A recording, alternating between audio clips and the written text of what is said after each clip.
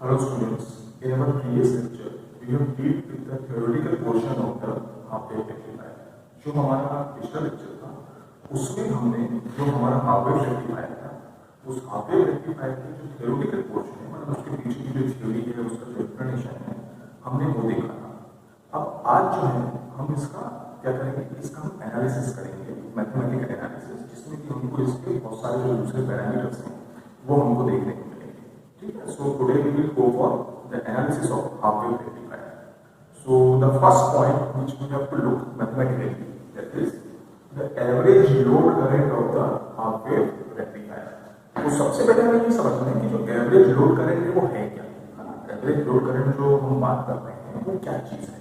तो आप यहाँ पे देखोगे, मैंने क्या किया है मैंने यहाँ पे इनपुट आउटपुट दोनों नहीं बनाया। मैंने यहाँ पर क्या किया है, खाली जो आउटपुट सिग्नल है मैंने वो यहाँ पे बनाया। मतलब जो रेक्टिफायर से आपको आउटपुट मिल रहा है उस आउटपुट का मैंने क्या किया, कन्वेंशन बनाया। तो यहाँ पे आपको दिखाई दे रहा है ये क्या है आपका करंट, ठीक है, और ये क्या है इसकी टाइम एक्सिस, ये क्या है आपका टाइम एक्सिस, और ये क्या है आपका करंट। तो हम किसकी बात करते हैं? जब हम एवरेज की बात करते हैं तो ये हमेशा ध्यान रखिए, एवरेज का मतलब होता है डीसी वैल्यू।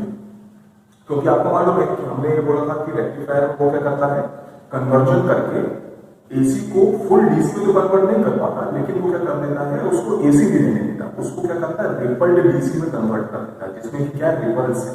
ठीक है, तो आप यहाँ पर रिपल देख सकते हैं कि 0 से लेकर पाई के बीच में जो आपको करंट मिलता है, क्यों मिलता है? क्योंकि जो आपका हाफ-वेव रेक्टिफायर था वो कौन सा क्या करता था, सिर्फ फॉरवर्ड बायस कंडीशन में करंट को फ्लो करता था। रिवर्स बायस कंडीशन में यहाँ पे क्या होता है, आपको एक छोटा सा लीकेज करंट मिलता है। ये मैंने आपको थ्योरी में बताया था। ठीक है, और जैसे ही आप कहां पहुंच जाते हो, वापस से 2 पाई पॉइंट पर पहुंच जाते हो, तो ये सिग्नल वापस से क्या करता है, रिपीट करता है। इसके बाद फिर से आपको एक लीकेज करंट मिलेगा, फिर भी रिपीट करेगा, यही प्रोसेस चलता रहेगा। तो हमें कैलकुलेट करना है कि एक पर्टिकुलर सेक्शन में, मतलब कहां से कहां तक, इस सेक्शन से लेके इस सेक्शन के बीच में 0 से 2 पाई के बीच में डीसी करंट की वैल्यू क्या है, ये हमें कैलकुलेट करना है सीधे सीधे। इसमें जो आपका एवरेज लोड करंट है उसके अंदर। तो हम क्या करते हैं, सबसे पहले तो हम ये वाला सेक्शन चूज कर लेते हैं। कौन सा सेक्शन चूज कर लेते हैं? 0 से लेके पाई तक। क्यों? क्योंकि 0 से लेके पाई सेक्शन के बाद में जब भी करंट आएगा तो वो हमेशा अपने आप को रिपीट कर रहा है। अगर मैं इसकी वैल्यू निकाल लेता हूँ, इसकी वैल्यू 0 से लेके पाई के बीच में, तो क्या हो जाएगा, मुझे पूरे के पूरे सिग्नल के लिए वैल्यू मिल जाएगी। तो मैं क्या करता हूँ, यहाँ पे लिखता हूँ ILDC इज इक्वल टू, मुझे क्या करना है, कहां से कहां तक देखना है, मुझे देखना है 0 से लेके 2 पाई के बीच। तो क्या आ गया, 1/2 पाई इंटीग्रेशन ऑफ 0 टू पाई। अब आप बोलेंगे कि सर अभी आप तो बोल रहे थे कि 2 पाई तक लेना है, लेकिन आप यहाँ पे पाई तक ही ले रहे हैं। तो हमें क्या करना है, हमें पाई तक ही देखना है, क्योंकि पाई के बाद में तो आपको सिग्नल क्या मिल रहा है, 0 मिल रहा है। तो मुझे जो इंटीग्रेशन करना है वो किसका करना है, सिर्फ 0 से लेकर पाई तक का इंटीग्रेशन करना है। तो मैंने क्या किया, 0 से लेकर पाई का इंटीग्रेशन करा। जो आपका करंट का जो वेवफॉर्म आपको दिखाई दे रहा है, आपने पहले पढ़ा होगा। इस वेवफॉर्म को जब मैं मैथमेटिकली रिप्रेजेंट करने की कोशिश करता हूं तो मैं इसको क्या बोलता हूं, Im sin ओमेगा। क्योंकि ये जो सिग्नल है, ये सिग्नल कैसा है, ये एक साइनसोइडल सिग्नल है। ठीक है, तो Im sin ओमेगा के ब्लू में जब मैं इसको कैलकुलेट करता हूं तो मुझको यहाँ पे क्या मिलता है, -Im/2 पाई। अब ये जो sin ओमेगा है किसमें कन्वर्ट हो गया, cos ओमेगा में कन्वर्ट हो गया, और इसकी लिमिट क्या है, 0 से लेकर पाई। अब मैं क्या करूंगा, ये जो लिमिट्स है, ये लिमिट्स मेरे वैल्यू के अंदर मैं पुट करूंगा। तो लिमिट्स मैंने पुट करी तो cos 0 की वैल्यू कितनी होती है, -1, और cos पाई की वैल्यू कितनी होती है, फिर से -1। तो यहाँ पे क्या आएगा, -1 और -1। तो आपके पास में क्या बचा, -2 बचा। 2 से 2 कैंसिल हो गया, माइनस से माइनस कैंसिल हो गया, आपके पास में क्या बची वैल्यू, Im/पाई। तो जो आपका एवरेज लोड करंट है इसका आपके रेक्टिफायर का, उसकी वैल्यू कितनी है, Im/पाई।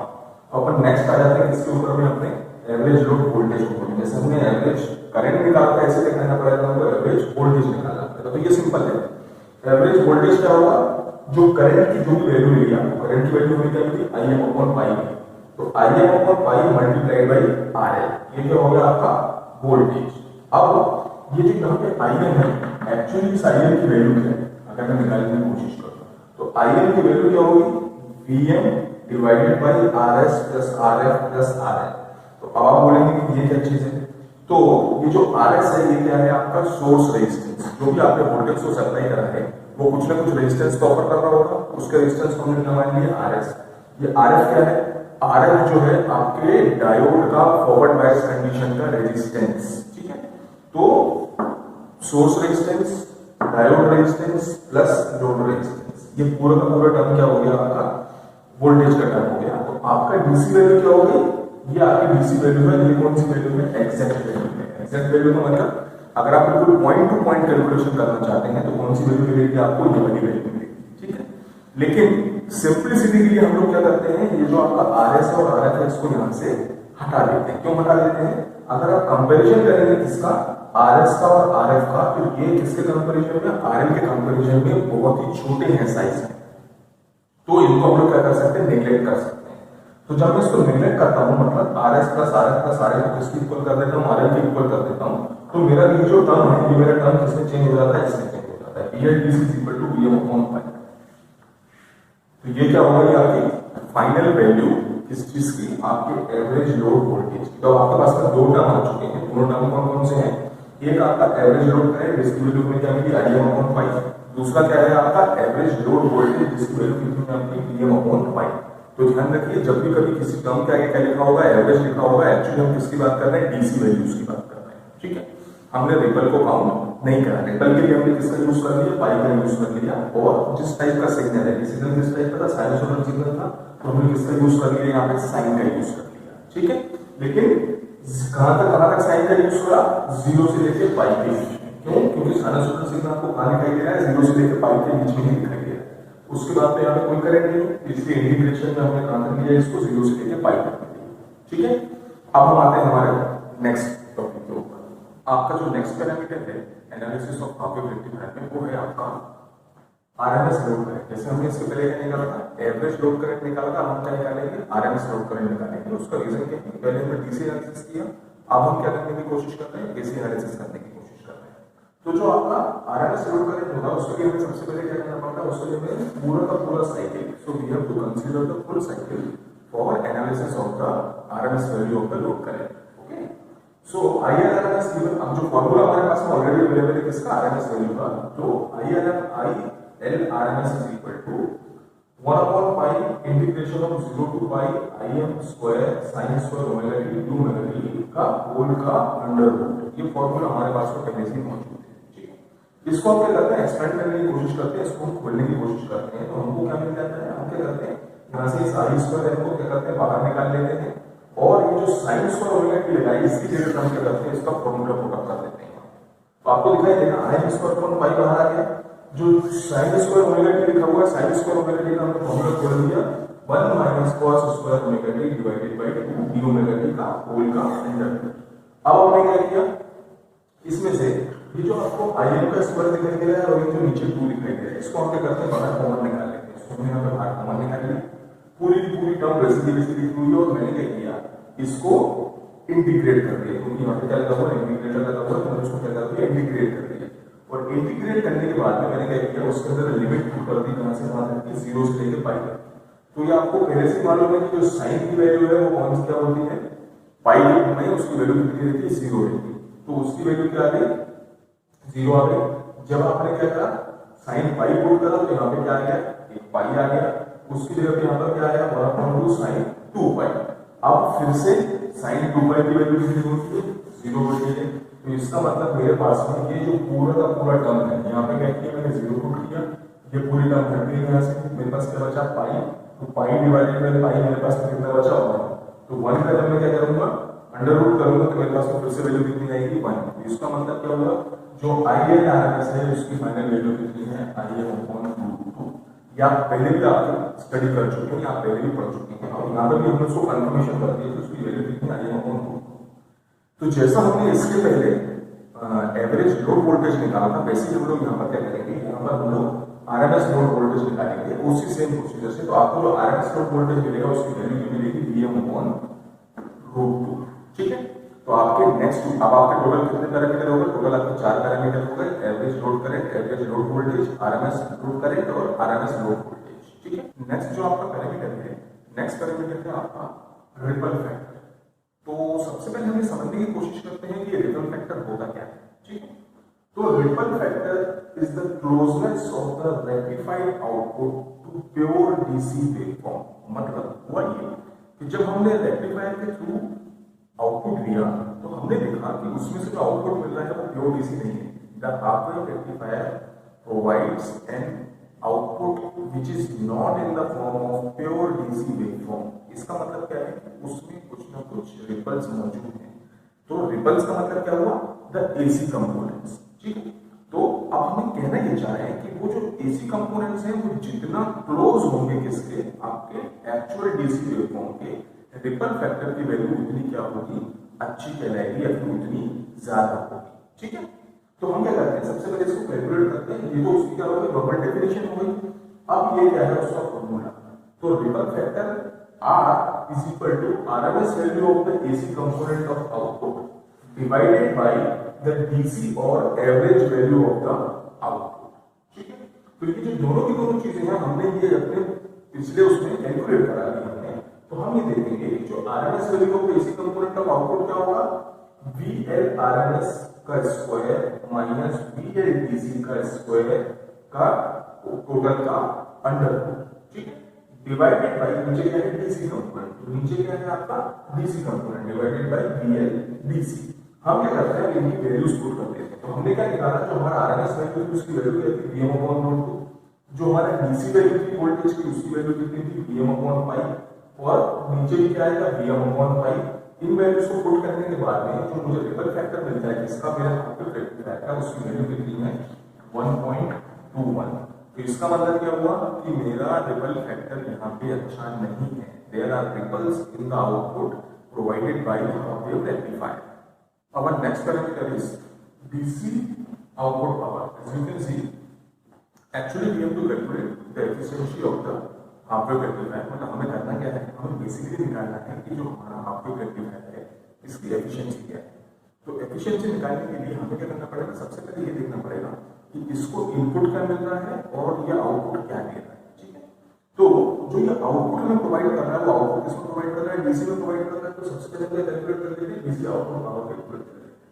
तो डीसी आउटपुट पावर को हमने किससे डिनोट कर दिया, पीआईडीसी से डिनोट कर दिया, जिसकी वैल्यू क्या होगी आईआईडीसी का स्क्वायर इनटू आरएन, या फिर सिंपल जो फार्मूला का होता है हमारा जिसको हम लोग हमेशा से यूज करते हुए आए हैं, power is equal to I square R. तो यहाँ पर क्या हो गया आईआईडीसी का स्क्वायर इनटू आर। अभी जो आईआईडीसी है इसकी वैल्यू कितनी है Im/π, इसको हमने पुट कर दिया यहाँ पर, तो फाइनल वैल्यू क्या मिल गई Im स्क्वायर RL/π स्क्वायर। तो ये क्या हो गया, सबसे पहले तो आपको यहाँ मिल गया डीसी आउटपुट पावर। अब हम क्या करते हैं, ये जो Im है इसकी वैल्यू किसके टर्म में पुट कर देते हैं, वोल्टेज के टर्म में पुट करते हैं। तो हमें पहले से मालूम है कि इस Im की एक्चुअल वैल्यू क्या होती है Vm/Rs + Rf + R। इस वैल्यू को पुट करने के बाद में हमको ये वैल्यू मिली। हमने क्या किया, एग्जैक्ट एनालिसिस नहीं करके हमने क्या किया Rs और Rf को क्या कर दिया, नेगलेक्ट कर दिया। जब हम इसको नेगलेक्ट करेंगे तो इसकी वैल्यू हमको क्या मिल जाएगी, ये जो वैल्यू मिल रही है आपके सामने क्या है, दो वैल्यूज हैं। अब ये जो वैल्यू है Vm/π ये किसको शो कर रही है, VLDC को शो कर रही है। ठीक है, तो आपके पास में क्या हो गया, अब आउटपुट की वैल्यू करंट और वोल्टेज दोनों के टर्म्स में आ गई आपके पास। ठीक है, नेक्स्ट जो आपका पैरामीटर हो गया आपका एसी इनपुट पावर, मतलब इसको इनपुट में क्या मिल रहा है। ठीक है, तो PAC is equal to IS RMS multiplied by जो रेजिस्टेंस है वो क्या है RS + RF into RN। अब IS RMS is equal to IL RMS is equal to Im/2। तो आप बोलेंगे कि सर जब आपने कैलकुलेट करा तो वहां पे तो Im/√2 आया था, तो यहाँ पे 2 कैसे आ गया। तो अब आप देखो जो AC एक्चुअल पावर है वो AC एक्चुअल पावर में क्या है, पॉजिटिव हाफ साइकिल और नेगेटिव हाफ साइकिल दोनों है। ठीक है, लेकिन जो आपका डीसी का आउटपुट था या फिर जो आपका रेक्टिफायर का आउटपुट था उसमें सिर्फ एक ही साइकिल था। कौन सा साइकिल था, पॉजिटिव हाफ साइकिल था। तो जब आप फुल साइकिल कैलकुलेट करोगे तो आपको क्या मिलेगा Im/2 मिलेगा। अब क्या किया हमने, PLAC की जो Im/2 उसको हमने क्या किया यहाँ पे पुट कर दिया। ये क्या हो गई हमारी जो हमारा AC इनपुट था उस AC इनपुट की वैल्यू हमारे सामने यहाँ पे लिखी हुई। अब क्या करेंगे, हम दोनों वैल्यूज हमारे पास में, हम क्या कैलकुलेट करते हैं, एफिशिएंसी कैलकुलेट करते हैं कि हमारे हाफ वेव रेक्टिफायर में एफिशिएंसी क्या है। ठीक, तो एफिशिएंसी को हमेशा किससे डिनोट करेंगे, DC output power divided by DC input power. Simple है, PLDC डिवाइडेड बाय PAC। यही दोनों पैरामीटर हमने निकाले हैं। हम क्या करते हैं, दोनों की वैल्यूज यहाँ पे पुट कर देते हैं। तो Im/π का स्क्वायर अपॉन RL, Im/2 का square R S plus R N plus R N, इस वैल्यू को हमने यहाँ पर पुट करा। अब हमारे पास जो फाइनल वैल्यू क्या है, inter is equal to 4 divided by pi square R N divided by R S plus R N plus R N. ये वैल्यू कौन सी है आपकी, एग्जैक्ट वैल्यू। जब आप इस वैल्यू के थ्रू क्या करोगे, एफिशिएंसी निकालोगे, तो आपको एक्चुअल जो एफिशिएंसी है वो मिलेगी यहाँ पर इस जगह के ऊपर। लेकिन अगर मैं क्या करता हूँ, एग्जैक्ट वैल्यू नहीं लेता हूँ, मैं क्या करता हूँ, उस आर एस और आर एन को क्या कर देता हूँ, नेगलेक्ट कर देता हूँ, क्योंकि इसकी वैल्यू क्या है, आर एन से कंपेरिजन में काफी छोटी है। तो मुझे क्या मिल जाएगा, मुझे मिल जाएगी मैक्सिमम एफिशिएंसी। क्योंकि मैं क्या कर रहा हूँ, डिनोमिनेटर में से किसी चीज को हटा रहा हूँ, उसका मतलब मेरा न्यूमरेटर क्या होने वाला है, इंक्रीज होने वाला है। तो theta max is equal to कितना हो गया, 4 पाई स्क्वायर। पाई की वैल्यू अगर आप पुट करोगे तो पाई स्क्वायर की वैल्यू अगर आप निकालोगे 3.14 पुट करने के बाद, तो इसकी वैल्यू भी नियर अबाउट 10। तो आपको क्या मिल जाएगा यहाँ पे 4/10 मतलब कितना हो गया, 0.4। या फिर मैं बोल सकता हूँ जो हमारा हाफ वेव रेक्टिफायर है, हाफ वेव रेक्टिफायर की एफिशिएंसी कितनी है, 40%। ठीक है। So students, after the study of half wave rectifier and analysis of the half wave rectifier, now we will move on to our next topic, that is full wave rectifier. मतलब क्या हुआ था कि जब आपने हाफ वेव रेक्टिफायर देखा था, तो आपने हाफ वेव रेक्टिफायर में देखा था कि वो क्या करता है, जो इनपुट सिग्नल है उसका सिर्फ हाफ पोर्शन, मतलब जो उसका पॉजिटिव हाफ साइकिल है उसी में आपको आउटपुट प्रोवाइड करता है। उसके अलावा जो नेगेटिव हाफ साइकिल है वो आपको कोई आउटपुट प्रोवाइड नहीं करता। लेकिन अब ये तो एक ड्रॉबैक हुआ, एक तो उसकी एफिशिएंसी कम हो गई, उसकी एफिशिएंसी कितनी है, सिर्फ 40%। दूसरी चीज, कोई भी सिग्नल हम ऐसा नहीं चाहेंगे कि हमको सिर्फ क्या करेगा, आधे टाइम के लिए क्या करे, सिग्नल दे, आधे टाइम के लिए सिग्नल नहीं दे। तो हमें एक ऐसा सर्किट डिजाइन करना है जो क्या करे, जो हमें पूरा फुल एसी साइकिल के लिए आउटपुट प्रोवाइड करके दे। ठीक है। तो जो पूरा फुल एसी साइकिल के लिए हमें आउटपुट प्रोवाइड करके देता है, उस सर्किट को हम लोग क्या बोलते हैं, उस सर्किट को हम लोग बोलते हैं फुल वेव रेक्टिफायर। अब फुल वेव रेक्टिफायर के दो पोर्शन हैं, जिसमें से जो आपका पहला पोर्शन है, फर्स्ट पोर्शन क्या है आपका, सेंटर टैप ट्रांसफॉर्मर। तो full wave rectifier using a centre tap transformer आपके सामने है। मैं सबसे पहले क्या करूंगा, इसका सर्किट डायग्राम आपके लिए एक्सप्लेन करूंगा, उसके बाद हम इसके वर्किंग को पढ़ने जाएंगे। ठीक है। तो इसके सर्किट डायग्राम में सबसे पहले आपके पास में क्या है, सबसे पहले आपके पास में है एक एसी सोर्स। एसी सोर्स जो है किससे कनेक्टेड है, एसी सोर्स एक ट्रांसफार्मर से कनेक्टेड है। ठीक है। जिसको कि हम लोग क्या बोलते हैं, सेंटर टैप, लिखा हुआ है यहाँ पे सेंटर टैप ट्रांसफार्मर। तो अब इसको सेंटर टैप ट्रांसफार्मर क्यों बोलते हैं, क्योंकि जनरली क्या होता है कि ट्रांसफार्मर में दो ही टर्मिनल होते हैं आउटपुट साइड के ऊपर, लेकिन यहाँ पर आप देखिए कि यहाँ पे क्या है, उसमें 3 टर्मिनल हैं। दो तो नॉर्मल जैसे कहते हैं हमेशा से, लेकिन सेंटर पे इसके क्या करते हैं, हमने टैपिंग कर दी, सेंटर से भी हमने एक टर्मिनल इसका बाहर निकाला है। अब जो इसका ए पॉइंट, अब हमने क्या किया, इसको नाम दे दिया, हमने इसके 3 नाम दे दिए, ए, ओ एंड बी। तो जो आपका ए टर्मिनल है, ए टर्मिनल से आपने क्या किया, डायोड कनेक्ट करा, जिसका नाम क्या है, B1। बी टर्मिनल से आपने दूसरा डायोड कनेक्ट करा, जिसका नाम क्या है, B2। और जो आपका ओ टर्मिनल है, उससे आपने क्या किया, रेजिस्टेंस कनेक्ट करा, और उसके बाद में इन तीनों को आपस में कनेक्ट कर दिया। ठीक है। क्यों, ये जो आपका रेजिस्टेंस है ये किसकी तरह बिहेव करेगा, ये बिहेव करेगा आपके लोड रेजिस्टेंस की तरह। जैसे आपने हाफ वेव रेक्टिफायर में भी लोड रेजिस्टेंस लगाया था, सेम वैसा ही यहाँ पर आपके फुल वेव रेक्टिफायर में भी आप क्या करोगे, एक रेजिस्टेंस का यूज करोगे, जिसको हम लोग क्या बोलेंगे, लोड रेजिस्टेंस। ठीक है। मतलब हमें जो आउटपुट देखना है, हम आउटपुट किसके अक्रॉस देखेंगे, हम आउटपुट देखेंगे हमारे इस लोड रेजिस्टेंस के अक्रॉस, जिसकी वैल्यू कितनी आएगी, VL। ठीक है। और जो आपका करंट है उसकी वैल्यू कितनी रहेगी, I। तो अब हम क्या करते हैं, इसका ऑपरेशन स्टार्ट करते हैं, इसको समझने की कोशिश करते हैं कि ये कैसे काम करता है। ठीक है। तो सबसे पहले हम लोग क्या करते हैं, हमारा एसी सिग्नल है हमारे पास में, एसी सिग्नल कैसा होता है, ये आपकी एसी सिग्नल की फुल साइकिल है। ठीक है। लेकिन स्टडी के लिए मैं क्या करता हूँ, इसको पोर्शंस में तोड़ता हूँ, दो अलग अलग पोर्शंस में, 0 से लेकर पाई तक पहला सेक्शन, और पाई से लेकर 2 पाई तक दूसरा सेक्शन। ठीक है।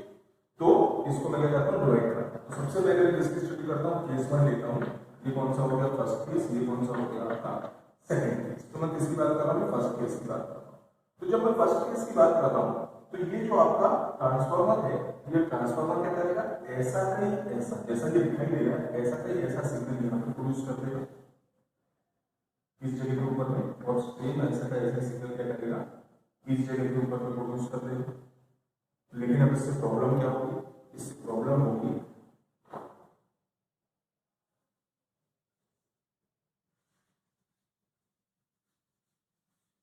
इससे प्रॉब्लम ये होगी कि जो आपका डायोड है D1, जो आपका डायोड है D1, ये पहली कंडीशन है, मतलब केस 1 में क्या होगा, कौन सी कंडीशन में रहेगा, फॉरवर्ड बायस कंडीशन में रहेगा। और जो आपका डायोड D2 है ये कौन सी कंडीशन में रहेगा, ये रहेगा रिवर्स बायस कंडीशन। क्यों रहेगा, आप देख सकते हैं कि करंट कैसा फ्लो करेगा, एक्चुअली करंट इस डायरेक्शन में फ्लो करेगा, यहाँ से, ठीक है। तो जब ये यहाँ से आएगा तो ये करंट क्या करेगा, यहाँ से भी आएगा इस जगह से, इसको क्या करेगा, रिवर्स बायस कर देगा। तो आपका जो फर्स्ट सेक्शन है, आपके फर्स्ट सेक्शन में ये वाला डायोड आपका काम नहीं करेगा। जो एक सिंगल डायोड आपका काम करेगा वो कौन सा डायोड, डायोड D1। तो अब क्या था, इस डायोड D1 ने अपना काम किया, डायोड D1 का आउटपुट क्या हो गया, ये क्या शो कर रहा है, D1 का आउटपुट शो कर रहा है। तो आपको दिखाई देगा कि जो पॉजिटिव ऑफ साइकिल है उसमें क्या इसने कंडक्शन करा, ठीक। तो हम कहां तक की बात कर रहे हैं, लेकिन तक की बात कर रहे हैं, क्योंकि हम गए नहीं अभी सेकंड साइकिल में। तो पहली साइकिल में 0 से लेकर 5 तक इसने काम करा, लेकिन जो आपका डायोड D2 है, आपका डायोड D2 पहली केस में केस 1 में क्या हो चुका है, रिवर्स बायस कंडीशन में आ चुका है। अगर ये रिवर्स बायस कंडीशन में आ चुका है, इसका मतलब क्या है कि ये पॉजिटिव हाफ साइकिल में क्या नहीं करेगा, कंडक्ट नहीं करेगा, तो आपको यहाँ पे आउटपुट नहीं मिलेगा। अब जो करंट है आपका, अगर ये कंडक्ट नहीं कर रहा है तो इसका मतलब करंट कहाँ फ्लो करेगा, इस डायरेक्शन में फ्लो करेगा। तो ये जो रेजिस्टेंस है, इस रेजिस्टेंस का आउटपुट अगर बनाता हूँ तो वो कहाँ पर है, ये बना हुआ है। ये जो रेजिस्टेंस है, इस रेजिस्टेंस का आउटपुट कहाँ बना हुआ है, यहाँ पे बना हुआ है। तो आपको दिखाई देगा कि 0 से लेकर पाई के बीच में आपको क्या मिल रहा है, एक सिग्नल मिल रहा है।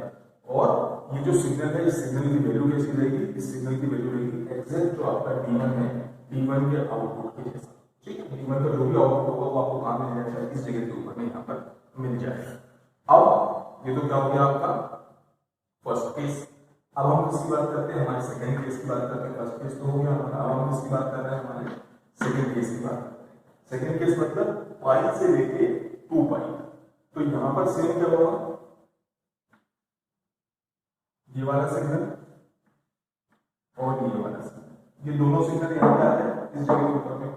लेकिन ये दोनों सिग्नल आने की वजह से दिक्कत क्या हुई, ये दोनों सिग्नल आने की वजह से दिक्कत ये हुई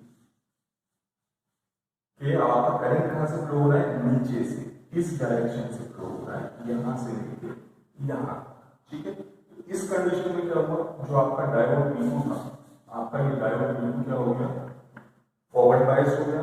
और जो आपका डायोड D1 था, ये आपका डायोड D1 क्या हो गया, रिवर्स बायस हो गया, ठीक है। तो इसका मतलब क्या हुआ, कंडक्शन कौन करेगा, कंडक्शन करेगा आपका डायोड D2। तो अब आप देखोगे कि जो आपका डायोड D2 है, इसका आउटपुट पाई से लेकर 2 पाई में आपको यहाँ पे आउटपुट मिल रहा है इस जगह के ऊपर। लेकिन जब हम सेम कहां पे जाते हैं, हमारे डायोड D1 के ऊपर में जाते हैं, तो यहाँ पे मुझे आउटपुट नहीं मिल रहा है सेकंड केस में। लेकिन अब इस रेजिस्टेंस का क्या होगा, तो आप देखो सेकंड केस में यहाँ करंट कैसा फ्लो कर रहा है, इस डायरेक्शन में। तो ऑब्वियस सी बात है, इसके लिए तो कोई फर्क नहीं पड़ा। इसके लिए तो चाहे केस 1 था चाहे केस 2 था, दोनों केसेस में उसको करंट कैसा मिल रहा था, इस डायरेक्शन में मिल रहा था। तो सेम इसका जो आउटपुट है, किसका, आपके लोड रेजिस्टेंस का, वो कहां पर शो हो रहा है, वो यहाँ शो हो रहा है। तो पाई से लेके 2 पाई तक में ये क्या करेगा, डायोड D2 की वजह से इसको करंट मिलता रहेगा। तो अब क्या हुआ, आपका जो पूरा का पूरा साइकिल है, मतलब 0 से लेके 2 पाई तक, 0 से लेके 2 पाई तक आपको क्या मिल रहा है, पूरा का पूरा फुल कंडक्शन मिल रहा है, जो पहले हाफ वेव रेक्टिफायर के केस में आपको नहीं मिल रहा था। तो आपने क्या किया, 2 हाफ वेव रेक्टिफायर्स को जोड़ दिए, ठीक। 2 हाफ वेव रेक्टिफायर्स को जोड़ के आपने क्या किया, फुल वेव रेक्टिफायर में इसको कन्वर्ट कर लिया। लेकिन फर्क क्या है, फर्क ये है कि जो पॉजिटिव हाफ साइकिल यहाँ पे कौन कंडक्ट करता है, D1 कंडक्ट करता है।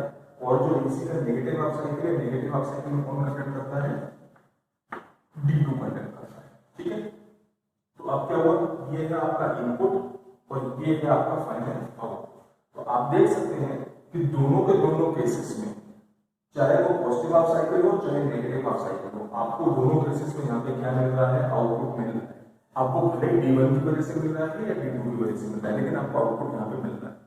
तो जो हमारी वहां की कंडीशन थी, कौन सी कंडीशन, हाफ वेव रेक्टिफायर की, जिसमें कि हमें सिर्फ एक साइकिल में आउटपुट मिलता था, दूसरे साइकिल में आउटपुट नहीं मिलता था, उस कंडीशन को आपने क्या किया, पूरे फुल साइकिल में कन्वर्ट कर दिया। इसमें आपको 0 से लेकर पाई तक और पाई से लेकर 2 पाई तक, दोनों के दोनों केसेस में क्या मिल रहा है, आउटपुट मिल रहा है।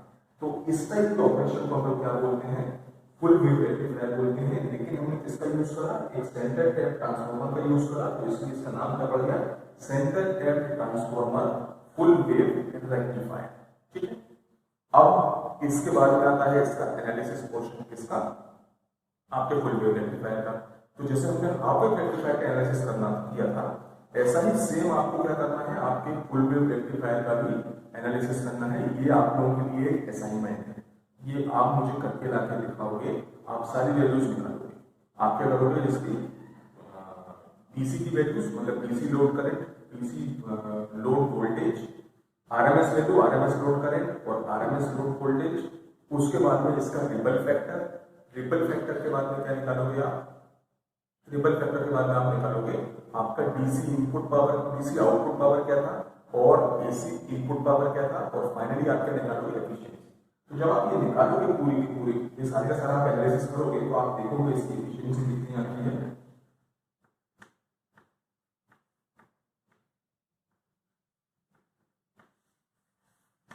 इसकी एफिशिएंसी आएगी 81.2%, मतलब सिर्फ नियर अबाउट 19% एनर्जी को ये वेस्ट करता है, बाकी पूरी की पूरी एनर्जी का ये क्या करता है, यूटिलाइजेशन करता है। ठीक है, मतलब ये क्या है, it is a more efficient device than the half wave rectifier. समझ में आ गया, क्लियर है। तो अब ये क्या है आपका फुल वेव रेक्टिफायर।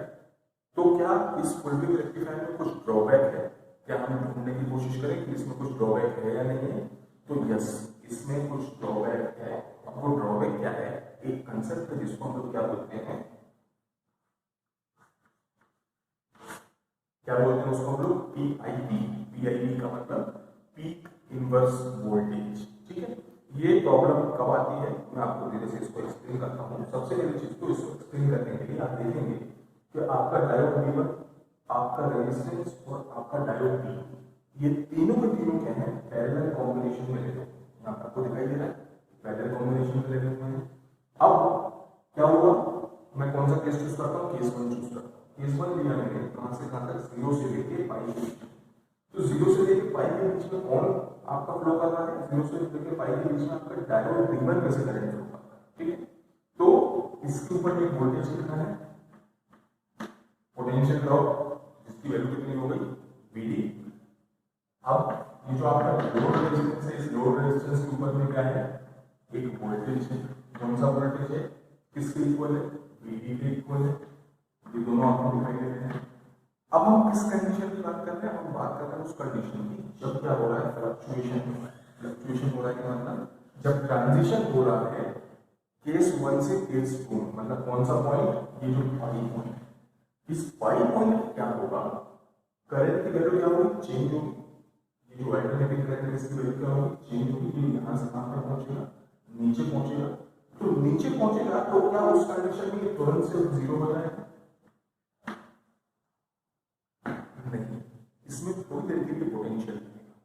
अब क्या हुआ, इसके ऊपर थोड़ी देर के लिए पोटेंशियल है, यहाँ पर क्या है, आपके पास में पोटेंशियल पहले से मौजूद है जिसका नाम क्या है, VD।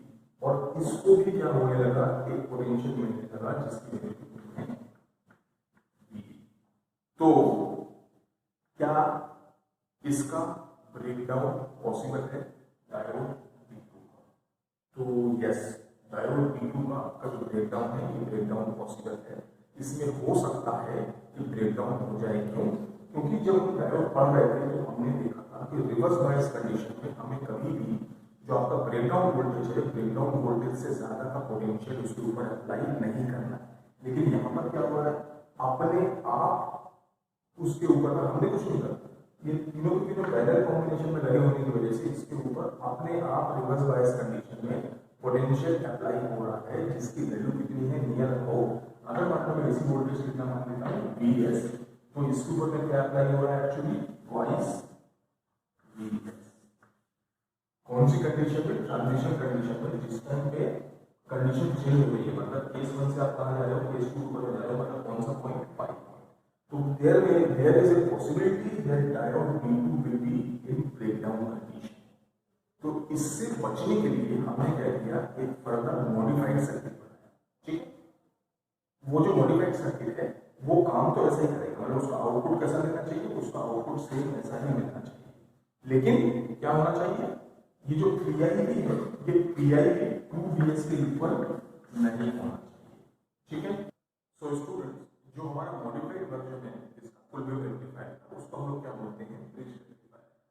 So the modified version of the half wave rectifier is known as bridge rectifier. इस ब्रिज रेक्टिफायर में क्या है, हम 2 की जगह पे 4 डायोड्स का यूज करके क्या बनाते हैं, ब्रिज फॉर्म करते हैं। जैसे आप लोगों ने पढ़ा होगा ब्रिज ब्रिज वगैरह आप सिलेबस में सीख रहे हैं, तो बिल्कुल सेम वहीं पे रेजिस्टेंसेस की जगह पे हमने क्या किया है, यहाँ पे 4 डायोड्स का यूज करा है। 4 डायोड्स का यूज करके हमने क्या किया है, ब्रिज फॉर्म किया।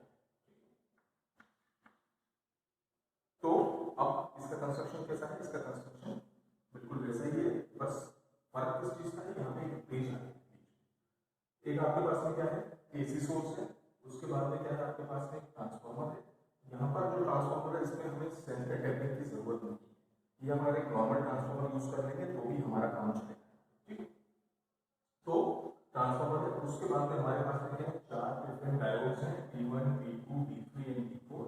उसके बाद में आपके पास में क्या है, रेजिस्टेंस, जिसको आप क्या बोलते हो, लोड रेजिस्टेंस बोलते हो, जिसके अक्रॉस हम लोग क्या करेंगे, पोटेंशियल मेजर करेंगे, ठीक है। फाइनल वोल्टेज हम वहां देखेंगे, ये जो लोड रेजिस्टेंस है इसके अक्रॉस देखेंगे, ठीक है। अब हम क्या करते हैं, इसका वर्किंग ऑपरेशन समझने की, ये तो कंस्ट्रक्शन हो गया। वर्किंग ऑपरेशन समझने की कोशिश करते हैं कि जो आपका ब्रिज रेक्टिफायर है ये कैसे काम करता है, ठीक है। तो इसको भी हमने क्या किया, यहाँ पे हमने क्या किया, एसी सिग्नल ड्रॉ करा, ये हमारा एसी सिग्नल है, ठीक है। इसको भी मैंने क्या किया, 2 पोर्शंस में तोड़ दिया, फर्स्ट पोर्शन है सेकंड पोर्शन। तो जो आपका 0 से लेके पाई तक का सेक्शन है इसको मैं क्या कंसीडर करता हूँ, उसको मैं कंसीडर करता हूँ सेक्शन नंबर 1। और जो आपका पाई से लेके 2 पाई तक का सेक्शन है इसको मैंने क्या कंसीडर कर लिया, सेक्शन नंबर 2, ठीक है। तो अब मैं किसकी स्टडी कर रहा हूँ, मैं सेक्शन 1 की स्टडी कर रहा हूँ, केस 1 कहां से कहां तक, 0 से लेके पाई। जब मैं पॉजिटिव हाफ साइकिल की बात करता हूं तो ये वाला जो वैल्यू क्रिएट कैसा हो जाएगा, पॉजिटिव हो जाएगा, और ये वाला वैल्यू कैसा हो जाएगा, नेगेटिव हो जाएगा, ठीक है। तो करंट कैसे फ्लो हुआ, करंट यहां से फ्लो होना चालू हुआ और यहां से करंट फ्लो होना चालू हुआ, किस जगह पे पहुंचा, इस जगह पे, ठीक है। जब करंट इस जगह पे पहुंचा तो उसके पास में 2 पाथ है, 2 पाथ कौन से, एक उसके पास ये वाला रास्ता है डायोड D4 की तरफ, और उसके पास में दूसरा रास्ता है वो कौन सी तरफ है, डायोड D1 की तरफ। तो अगर मैं डायोड D4 को देखूं तो ये क्या है, इसका P साइड, और ये क्या है, इसका N साइड, और ये क्या है, इसका P साइड, और ये इसका N साइड। यहाँ पर कैसी सप्लाई है, यहाँ पर सप्लाई है पॉजिटिव सप्लाई। तो आप देखेंगे कि जो डायोड D4 है प्लस, और यहाँ पे क्या है N, मतलब ये कौन सी कंडीशन में आ जाएगा, रिवर्स बायस कंडीशन। तो डायोड D4 काम नहीं करेगा कहां पर, आपके फर्स्ट केस, मतलब जब आपका positive half cycle of input AC signal. अब डायोड D1 ने क्या करा, कंडक्शन करा, डायोड D1 ने कंडक्शन करा, इसमें से करंट निकल के कहां पहुंचा, इस वाले पॉइंट के ऊपर में पहुंचा। अब इस वाले पॉइंट पर पहुंचने के बाद में फिर से इसके पास में क्या है, 2 रास्ते। एक रास्ता है आपका डायोड D3 की तरफ, और दूसरा रास्ता है आपका लोड रेजिस्टेंस की तरफ। यहाँ पर फिर से देखिए आप, ये P साइड है और N साइड, ये करंट कैसा करंट है, पॉजिटिव करंट, मतलब यहाँ पर भी क्या है, प्लस है। ये जो आपका डायोड D3 है कौन सी कंडीशन में आ जाएगा, रिवर्स बायस कंडीशन में, मतलब ये कंडक्ट नहीं करेगा। तो इसका मतलब ये जो आपका करंट है, ये करंट इस डायरेक्शन में नहीं आएगा। अब आपका करंट कहाँ जाएगा, करंट आपका यहाँ से किस में जाएगा, RL में जाएगा, यहाँ से होता हुआ, यहाँ से होता हुआ कहाँ पहुंचा, D2 पे पहुंचा। ये D2 का P साइड है, ये D2 का N साइड है, तो ये भी साइड कैसा हो गया, पॉजिटिव हो गया। तो पॉजिटिव को क्या मिला, P मिला, तो ये डायोड कैसा हो गया, फॉरवर्ड बायस कंडीशन, और ये तो पहले से कौन सी कंडीशन में था, फॉरवर्ड बायस कंडीशन। तो ये इसमें कंडक्ट करा, कंडक्ट करने के बाद में मतलब करंट कहाँ जाएगा, करंट यहाँ से फ्लो होकर वापस कहाँ चला जाएगा, आपके ट्रांसफार्मर के दूसरे टर्मिनल के ऊपर। तो आप देखेंगे कि जो आपका पॉजिटिव हाफ साइकिल है इसमें 2 डायोड कंडक्ट करते हैं, दोनों डायोड का नाम क्या है, डायोड D1 और डायोड D2। जबकि आपका जो डायोड D3 और जो आपका डायोड D4 है, ये दोनों कैसी कंडीशन में रहेंगे, दोनों के दोनों रिवर्स बायस कंडीशन में रहेंगे। तो फर्स्ट केस में जब आप 0 से लेके पाई सेक्शन के बीच में है इनपुट सिग्नल के, मतलब अगर आप पॉजिटिव हाफ साइकिल में है, तो पॉजिटिव हाफ साइकिल में जो 2 डायोड कंडक्ट कर रहे हैं वो कौन कौन से डायोड है, डायोड D1 और डायोड D2। दोनों को कौन सी कंडीशन में, फॉरवर्ड बायस कंडीशन में, मतलब कंडक्शन होगा। यहाँ पे मैंने क्या लिख दिया, diode D1 and diode D2, इन दोनों ने कंडक्ट करा, ठीक है। इन दोनों को कंडक्ट करने के बाद में जो हम कहाँ पहुंच गए, इस पाई सेक्शन के ऊपर पे पहुंच गए। अब इस पाई सेक्शन पर पहुंचने के बाद में क्या होगा, आपकी जो एसी सिग्नल्स की पोलैरिटी चेंज हो जाएगी। पोलैरिटी चेंज होगी का मतलब जो पहले यहाँ पे पॉजिटिव था, यहाँ पे क्या हो गया नेगेटिव, और यहाँ पर क्या हो गया पॉजिटिव हो गया।